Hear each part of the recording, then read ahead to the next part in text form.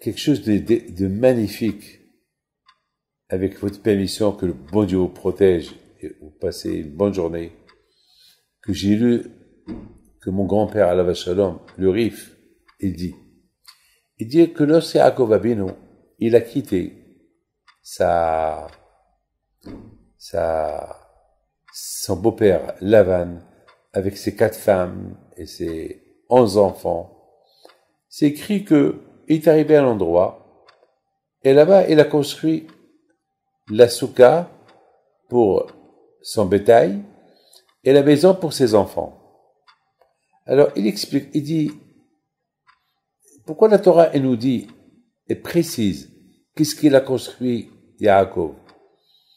Qu'est-ce que nous, on s'en fout, qu'est-ce qu'il a construit?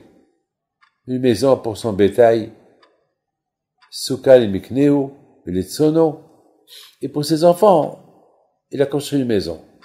C'est quoi? Parce que la Torah, elle va pas écrire n'importe quoi. Tout ce que la Torah, elle écrit, il a une signification. Il y a une raison. Si la Torah, elle écrit quelque chose, c'est qu'il y a une raison. Pourquoi la Torah, elle écrit la chose? Quelle est la raison? Pourquoi la Torah, elle écrit que pour son bétail, il a construit des soukot, des cabanes, et pour ses enfants, une maison. Et le Rif Alav Shalom, il donne une belle explication, une belle réponse. Et cette réponse, elle est magnifique par rapport à la Iloula de mon grand-père Abihin Pito Alav Shalom, que cette semaine c'était sa Iloula. On raconte sur lui que toute sa vie, il ramassait de l'argent pour les pauvres. Il ramassait le vendredi du manger pour les pauvres. Toute sa vie, c'était comme ça. C'était ça la vie de Rabbi Haïm Pinto. Il a pris ça de son père, Rabbi Yehuda Pinto. Et Rabbi Yehuda Pinto, il a pris ça de son grand-père, Rabbi Haïm Pinto. Donc ça veut dire que chez nous, dans la famille, c'est la chose la plus importante dans notre tête est aider les pauvres. Et bien sûr, mes grands-parents, ils ont appris ça de quelqu'un. Eh bien, ils ont dû apprendre ça de notre grand-père, le premier, le Rif. Il dit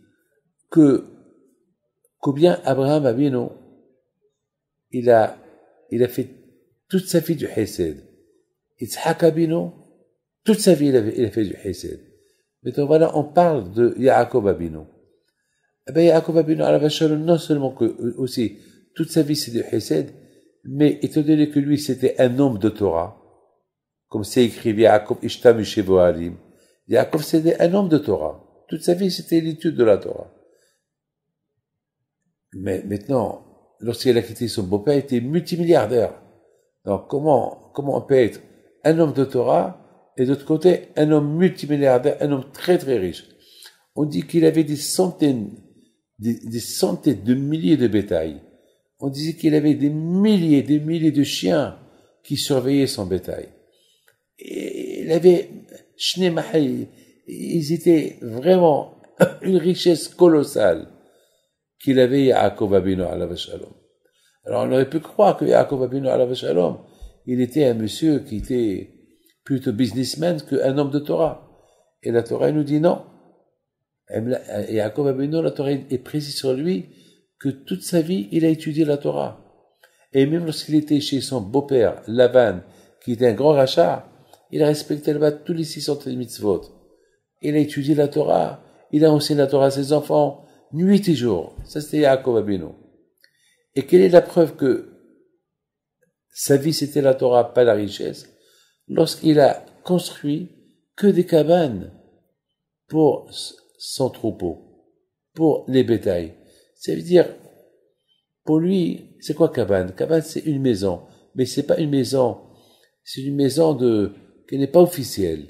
C'est une maison qu'elle est, une cabane, comme une souka, provisoire. C'est-à-dire, pour sa richesse, Yaakov Abinu, il dit, ma richesse, c'est provisoire. Un jour, je suis là, Demain, je vais mourir, j'aurai plus rien. Je vais tout laisser ici. Mais l'avenir de mes enfants, c'est la maison.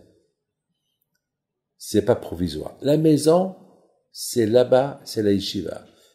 À la maison, je vais enseigner à mes enfants qui soient pas dans la rue, qui soient à la maison, à la yeshiva, étudier la Torah. Ça veut dire, pour ces enfants, il leur a construit une maison de Torah. Une maison, c'est pas comme aujourd'hui, malheureusement, les parents, pour se débarrasser de leurs enfants, ils leur disent, allez, sortez dehors, restez, votre maison c'est dehors. Et c'est ce qu'on voit aujourd'hui. Il y a beaucoup des gens, malheureusement, la plupart de leur temps, ils sont dehors, ils sont pas à la maison. Dehors, il n'y a rien à apprendre. Il n'y a rien à apprendre. Yaakov Abinu nous a enseigné que pour l'éducation des enfants, c'est la maison. Mais pour tout ce qui est provisoire, c'est pas les coffres, c'est pas les comptes en banque. C'est provisoire. C'est dehors, dans la souka. Aujourd'hui, malheureusement, on fait le contraire. Aujourd'hui, ce qui est le plus important qui sont les enfants, on les lâche dehors, on leur achète des jeux technologiques et malheureusement, on s'occupe pas très bien de leur éducation juive. Mais tout ce qui est provisoire, tout ce qui est matériel, on le cache bien, on pense bien. Et c'est le contraire de l'enseignement de Yaakov Abinu. Yaakov Abinu nous enseigne que ce qui est provisoire, c'est ce qu'on laisse dans ce monde-là. L'argent, les voitures. Et ce qui n'est pas provisoire, c'est la Torah. Après 20 ans, c'est Olam Haba. Ça se comprend avec nous. Que le bon Dieu vous protège, que le bon Dieu vous donne la santé et la joie. Amen.